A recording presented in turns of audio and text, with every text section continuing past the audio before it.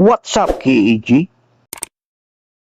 Tanong, kung ang crypto ang future ng pera, bakit hindi ka pa rin makabili ng fishball gamit ang Bitcoin? May mali ba sa system o sa expectation natin? Dito nagiging interesting yung kwento. Pag-usapan natin. Let's go! Alam mo, ilang taon na nating naririnig na crypto is the future of money. Pero kung titingnan mo sa totoong buhay, nagbabayad ka pa rin gamit ang GCash, cash o card. So ang tanong, ano ba talaga ang kulang? Hindi ba ready ang crypto? O hindi pa lang siya para sa ganitong use case? Volatility, hindi stable ang pera. Imagine mo to, bumili ka ng burger worth 100 pesos gamit ang crypto. Kinabukasan, yung binayad mo, pwedeng maging 120 or 80 pesos. Kung ikaw yung tindero, tatanggapin mo ba yun? Siyempre hindi. Ang pera dapat stable. Hindi siya dapat parang sugal. Pangalawang example, kung ang sahod mo ay crypto, paano kung bumaba yung value bago mo pa magamit? Dito pa lang, bagsak na agad ang crypto as daily payment. Fees, mas mahal pa ang bayad kaysa sa binili. Ito yung masakit. Minsan, magbabayad ka ng 50 pesos na item, pero yung transaction fee, 100 pesos. Parang, bakit pa? Sa ibang networks, kailangan mo maghintay at magbayad ng mataas na gas fee. Kung fast food level transaction lang yan, hindi siya practical. Pangatlo, user experience. Hindi pang normal na tao. Ito yung pinaka-underrated problem. Crypto is not beginner friendly. Let's be honest. Wallet, seed phrase, private keys, network selection. Kung mali ka ng isang click, pwedeng mawala ang pera mo forever. Compare mo sa GCash, scan, send, done.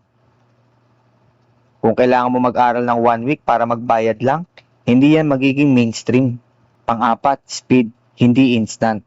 Akalang ng iba, pag crypto mabilis. Pero hindi lagi. Minsan, pending, waiting confirmation, delayed. Kung nasa pila ka, hindi ka maghihintay ng 5 minutes para lang sa bayad. Panlima, trust. Hindi pa pinagkakatiwalaan. Ito yung pinakamalalim. Kahit sabihin mong decentralized, ang average person, hindi pa rin kampante. Mas komportable pa rin sa tao sa bangko, sa GCash, or maging sa cash. Kasi may authority. Sa crypto, kapag na-scam ka, wala kang tatawagan. Pang-anim, regulation. Hindi klaro ang rules. Sa ibang bansa, bawal. Sa iba, limited. Sa iba, confusing. So, businesses, ayaw nila ng risk. Hindi talaga ito para sa payments. Ito yung totoo. Ito yung kailangan mong tanggapin. Crypto is not built primarily for daily payments. Mas ginagamit siya sa trading, investing, speculation, cross-border transfers. Crypto works best when walang middleman, malalaking value, cross-border. Pero sa fishbowl, sa tricycle, hindi niya strength yun. So, wala na ba talaga? Hindi rin. May mga attempts, stablecoins, layer 2 solutions, payment integration, pero kahit kanon, hindi pa rin sila dominant. Hindi sapat ang technology. Kailangan simplicity, trust, stability. Ito yung hindi sinasabi sa marami. Ang problema, hindi crypto. Ang problema, pinipilit natin siyang maging bagay na hindi siya design gawin. Ang strength nito, borderless, permissionless, powerful for finance innovation.